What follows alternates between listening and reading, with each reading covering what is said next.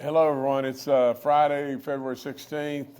You can just imagine lots and lots going on, from the session to maybe even some other new announcements on more job opportunities coming to West Virginia, but that's a ways down the road. And we just met with a group that has a very interesting project, and we'll get more to that later on. I got to talk to you about this Cleveland Cliffs thing in Weirton, and gosh, you talk about something that just blindsided us all. Just a cannonball to the stomach. That's all there is to it. 900 jobs in Weirton, and Cleveland Cliffs is closing. Now, let me tell you, I'll promise you with all my soul, we will do any and everything we possibly can in the governor's office and with all my folks in every way to try to help and do something about this terrible situation, for 900 of our great workers in this great state. Now, I know it really doesn't seem to matter a whole lot, but at the same time, you've got to understand the situation. There was a decision by the United States International Trade Commission. 4 people, as I understand it. 3 of them appointed by President Obama. They voted unanimously, but basically what they were voting for was, in order for this plant to run, that's just plain all there is to it. They don't have the luxury maybe of labor that's $2 an hour, But basically what is going on, as I understand it, is China is funneling product to Germany and Canada. And basically this International Trade Commission, these 4 people that aren't elected by anybody, they're just appointed. And of these 4 people, 3 of them are Obama appointments. And basically they just said, for this plant to survive, the rolls of tin and everything that are coming in from Germany and Canada carried a tariff. And they're saying, nope, we're not going to have a tariff on it. Well, at the end of the day, the problem with that is exactly why President Trump is so unbelievably popular, and because he gets it exactly right. First and foremost, in this country, should we not look after America first? America first, and our workers first. 900 workers here, from absolutely our steel workers, unionized, our steel workers. Really important, really, really important. All of our workers are really important, but for God's sakes alive, this is just awful beyond belief. I promise you that we'll be sending, our economic development team. We'll do that immediately and everything. We have an economic development task force that'll move as rapidly as possible. We have Workforce West Virginia, their quick response team.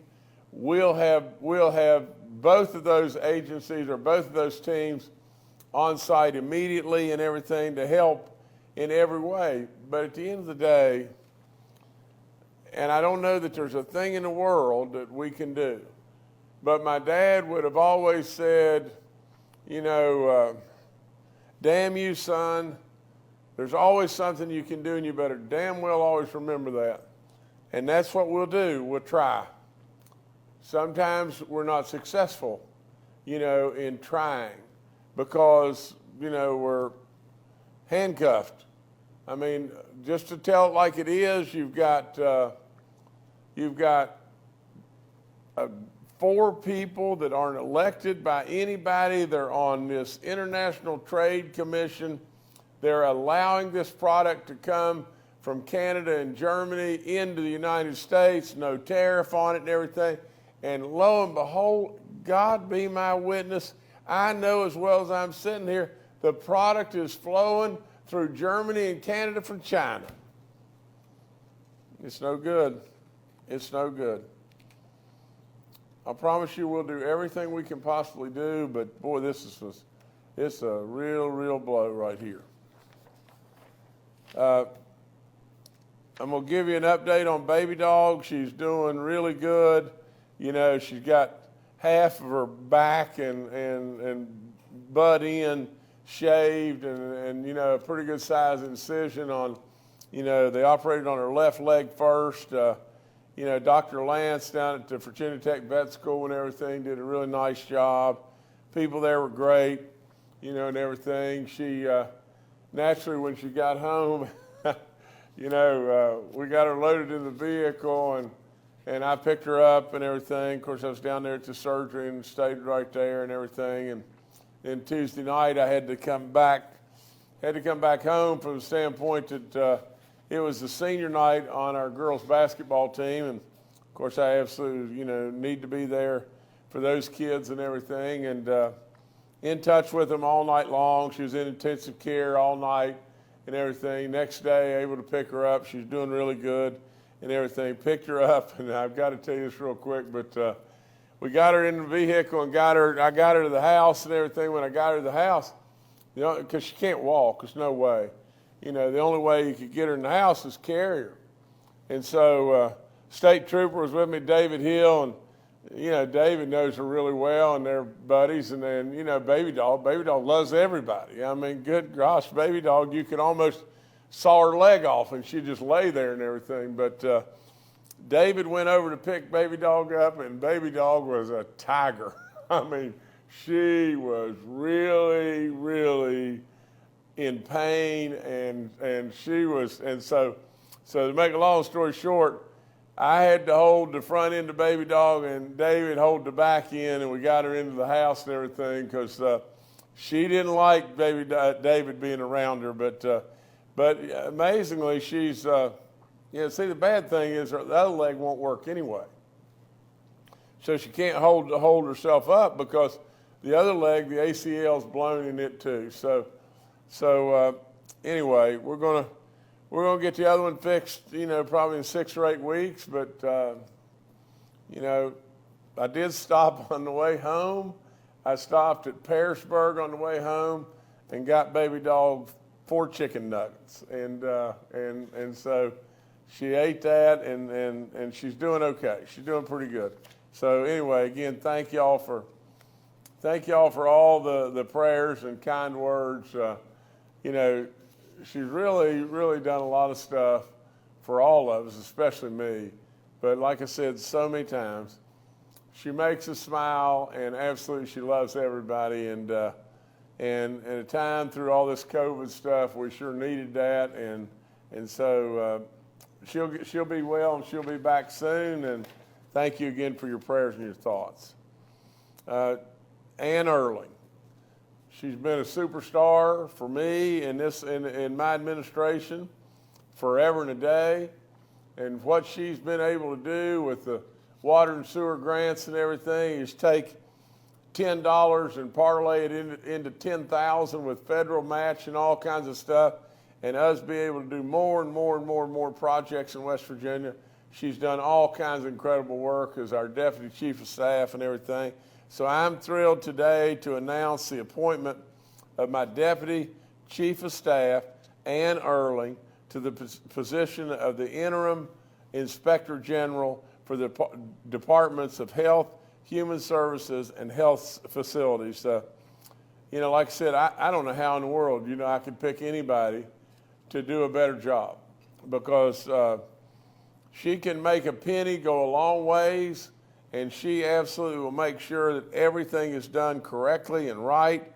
I am blessed to tell you this, that I've asked her to remain as a member of my office as a senior advisor throughout the duration of my administration, and I think that Ann will do that. And so I wish her the greatest, because that's a superstar right there. And don't you forget it. That is a superstar. So Ann, thank you for all you've done. The Elk Visitor Center project, you know, has been awarded, and So we're ready to begin the construction of the Tomlin Wildlife Management Area for a visitor center and elk viewing platform in Logan County. You know, we recently awarded a $6.7 million contract to the Marsh Weston Company of Morgantown for this groundbreaking project, and you know, it'll be good, and the construction will kick off this spring, and anticipated grand opening will be in 2025, and you know, these magnificent animals, we're reintroducing them back into West Virginia, and good gracious sakes of living, it is majestic beyond belief. So that's good news right there.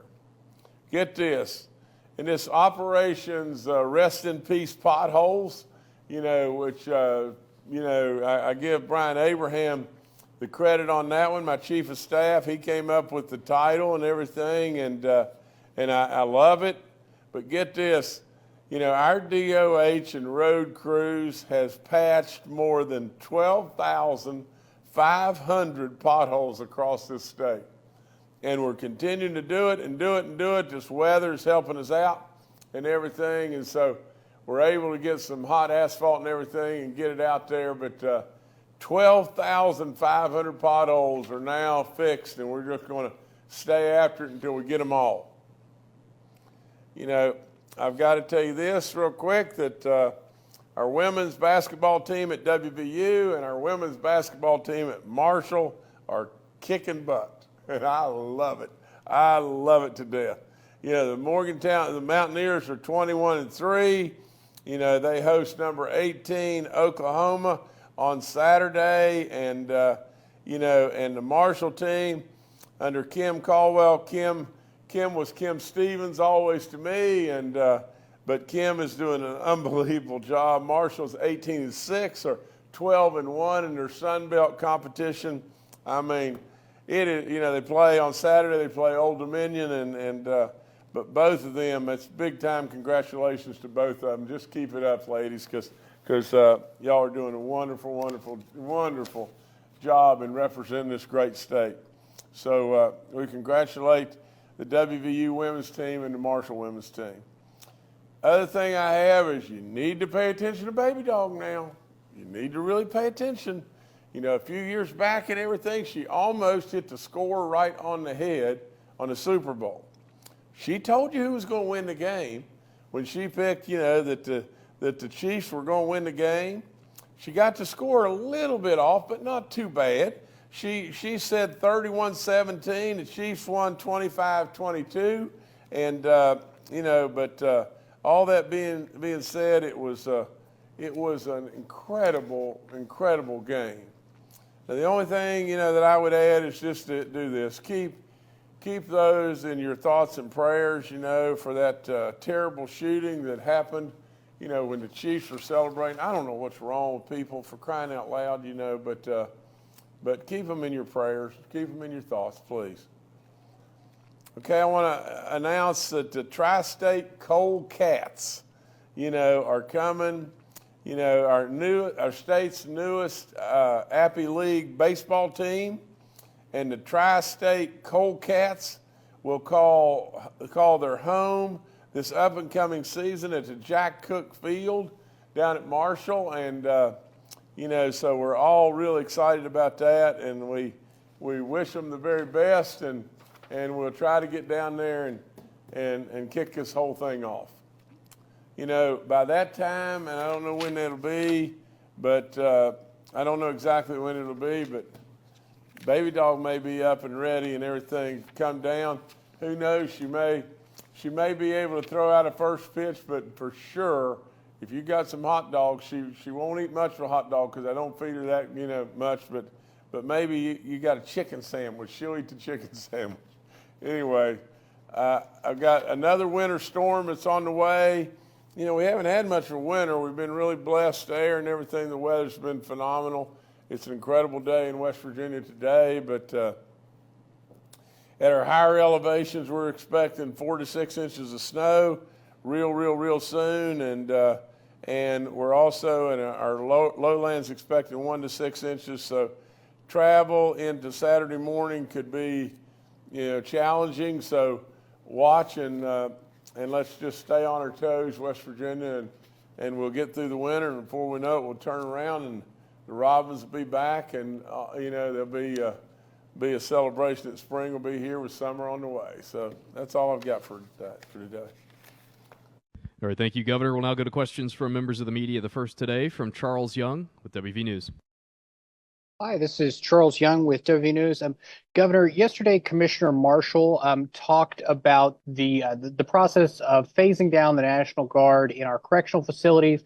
He gave an updated timeline from what you had projected in your State of the State address, now saying the goal is to get them out by April or May.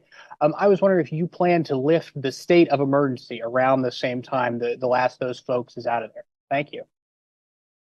Charles, I need to have some more conversations with Billy in regard to that and everything, but it is amazing, whether we lift the state of emergency or whatever, we've really done an amazing job in getting classes through and achieving, our correctional officers the numbers that we need, and you got to give Billy and a lot of people a lot of credit. They've done an amazing job, and I keep going back to this, and I'm not casting any stones, but just to be super fair now, last two sessions, I've sent it up and said we got to do something here, we need more funding, we need to put a little money into this, we need to do that and everything, and we kind of got shot down, but and so we probably should have started this, really realistically, at least, probably at least 2 years ago, or we'd have been better off to have done it last year. And so, but it's, it's done, it's moving and everything. We're going to celebrate, where we are. And so that's good. But, nevertheless, as far as the state of emergency, I want to talk to our people a little bit more about that one. All right. Thanks, Charles. Next to Mark Curtis with Nexstar Media. Good afternoon, Governor, and everyone else. Governor, as I'm sure you're aware of now, Senator Joe Manchin announced today that he will not be running for president on a third-party ticket. I'm wondering what your thoughts are on that. There were a couple of schools of thought on the thing that he might pull so many Democrats away from President Biden, he would reassure the election of President Trump. On the other hand, there were those that thought that he and a moderate Republican on the ticket might pull the never-Trumpers, the more moderate to liberal Republicans, away and assure that they wouldn't vote for President Trump. And so, I suppose it's a mixed bag, but I'm just wondering your thoughts about Senator Manchin announcing that he is not going to run for president, what the consequences may be. Well, Mark, first, let me just say just this. There's a lot of this stuff that, I think are probably to some degree maybe even what's wrong. Everybody's trying to position themselves. Everybody wants something. Everybody's, I hate to say it, but in a lot of ways, everybody's playing the game. I've really never done that. I try with all in me, and I'm very proud to say, I challenge you. I challenge the media all the time. Find something that I knowingly have told you that is not the truth. I'm not going to do that. And I make mistakes just like everybody does all the time. But in this situation, I know that Senator Manchin, that's been a desire. Probably it hadn't worked out. From the standpoint of, could he, if he ran on a no labels ticket as an independent, whatever like that, could he have pulled more votes away from Trump or more votes away from Biden? I would tell you, without any question in the world, he would pull more votes away from Biden. I think President Trump's going to win. I'm going to celebrate that when he wins, and I hope to goodness we'll get our country headed back on the right direction. I think the direction we're going now is crazy land stuff, just one right after another. It's the very reason that I decided to run for the Senate, because I knew I could win. with all that, Senator Manchin decided, nope, I don't want any part of that. I'm out of that. And really, at the end of the day, then the next thing that happened right behind all that is just my feelings. Mark, Senator Manchin, if he were running against me, if he were running against anyone in the state of West Virginia, would be very formidable. And I wish Joe and Gail the very best. Gail was just, in a car accident. I wish them the very, very best in every way. I don't want to sit around and talk to you about, what if, and everybody trying to one-up one another and everything. My God, we need to one-up America. That's all there is to it to me. I mean, we just need to one-up Toby and Edith and help them. This business of trying to do something for us is ridiculous to me. But I can tell you this, here's exactly, and to answer your question more right on the money, here's what would happen. If Joe Manchin ran as an independent, there are so many people that are out there that are on the Biden train today only because of one thing. For whatever reason, and they're wrong, they're terribly wrong, they don't like President Trump. They would vote for Baby Dog in a split second if they had any choice in the world other than President Trump, because they just don't like President Trump. But they'd vote for Biden because they don't like President Trump. If Joe Manchin were running, absolutely, it would take a ton of votes away from Biden. Joe's probably heard from his party over and over and over that he would absolutely hurt President Biden, and that probably weighed in a whole lot on this decision. Now, from the other side, from it taking votes away from Trump, I mean, really, in all honesty, the amount of pulling the strong supporters away from President Trump's base, that ain't gonna happen much. That's all there is to it. So at the end of the day, I think Joe getting out, probably got out at the guidance of a lot of Democrats that were pushing him, in a lot of different ways. But I have no idea any of the details. But I do go back to just this. Let's always be appreciative and grateful to all those that were able to step up and be our leaders and be our elected officials. And let's just pray for the goodness of all of them. And I surely appreciate your prayers for me, but also, Gail and her accident, I hope she's doing great. That's all I got. All right, thanks, Mark. Next to Curtis Johnson with WSAZ. Hey, good afternoon, Governor. Great to talk to you today. For weeks, I've been reporting on the lack of ambulance service in Wayne County. One woman becoming unresponsive and dying at her home. Another man with chest pains, his family forced to drive him to the hospital. And just Wednesday, a 17-year-old boy dying. In all three instances, there was no ambulance available from the nearest station. Wayne County commissioners are moving to put an excess levy on the May ballot. But even if it passes, they won't see the first dollar until July 2025. With that said, what can the state do to help? The crisis is growing and people are dying. What resources can the state provide to help Wayne County? Could the National Guard even be a possibility? Okay, Curtis, let me try to answer this the best I can. First of all, this responsibility lies with Wayne County. There's no question it lies with Wayne County. Can the state help? I'm going to try. I'm going to try with all in me. What I'm going to do is call in the Wayne County Commission, get the right people in the room, see if we can, look at their budgeting or whatever they're doing, for countywide, and see if there's something that can be done. The problem is really simple. and I don't know this concretely, but let's just assume that 54 out of 55 counties are handling this. And really, we do know that there was a excess levy or whatever, that was put up in 2018 or 19 or whenever it was in Wayne County, and the voters voted it down, substantially voted it down, 65 to, whatever, 45 or what, it can't be that, but 65, 35, I don't know exactly what it was.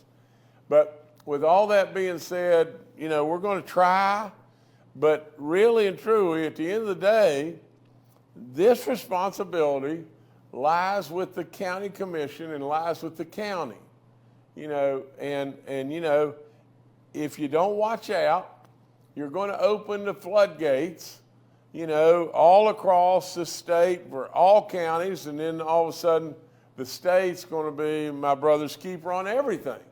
And really and truly, this is not the responsibility of the state. But literally, we can't, just like you would say, Curtis, we can't have a 17-year-old die, or a lady die because there's no ambulance services. I mean, we got to do something to try to find a way to do something to help out. But we can't do all for all the time. But we'll make an effort. We'll make an effort. All right, thanks, Curtis. Governor, back to you. Okay.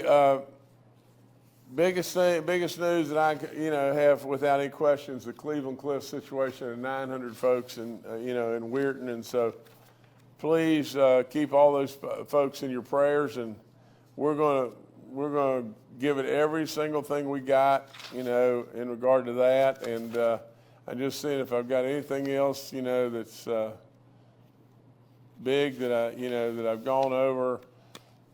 We're on the roads, and again, I thank you for your prayers in regard to baby dog. She's doing pretty daggum good, and so anyway, thank you so much. God bless all of you.